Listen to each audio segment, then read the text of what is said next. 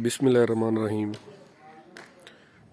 ਕਾਮਰਾਨ ਭਾਈ, ਤੁਹਾਡੇ ਨਾਲ ਵਾਅਦਾ ਸੀ ਕਿ ਮੈਂ ਤੁਹਾਨੂੰ ਆਪਣੇ ਪਿੰਡ ਦਾ ਦੇਸੀ ਮਾਹੌਲ ਵਿਖਾਵਾਂਗਾ।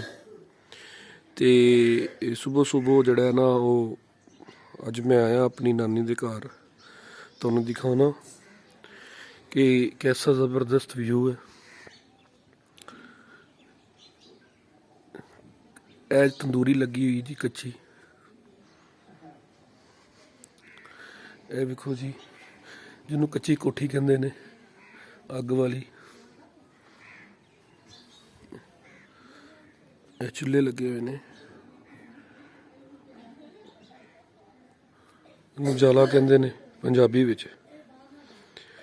ਇਹ ਜੀ ਸਾਡੀ ਜ਼ੁਬਾਨ 'ਚ ਇਹਨੂੰ ਖਾਰਾ ਕਹਿੰਦੇ ਨੇ। ਅਤੇ ਇਹ ਭਾਂਡੇ ਜੁੜੇ ਹੋਏ ਨੇ, ਇਹ ਫੁੱਲ ਕੱਚਾ ਹੈ ਜੀ।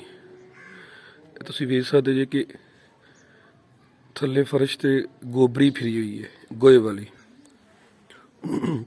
ਤੁਹਾਨੂੰ ਸਾਰੇ ਵਿਊ ਦਿਖਾਉਣਾ। ਭਾਂਡੇ ਜੁੜੇ ਨੇ ਜੀ।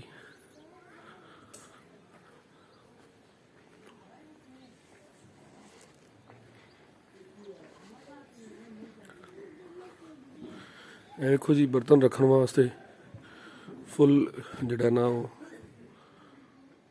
ਡਿਜ਼ਾਈਨਿੰਗ ਕੀਤੀ ਹੋਈ ਹੈ। ਇਹ ਜੀ ਖੁੱਡੀ ਬਣੀ ਹੋਈ ਹੈ ਮੁਰਗੀਆਂ ਦੀ।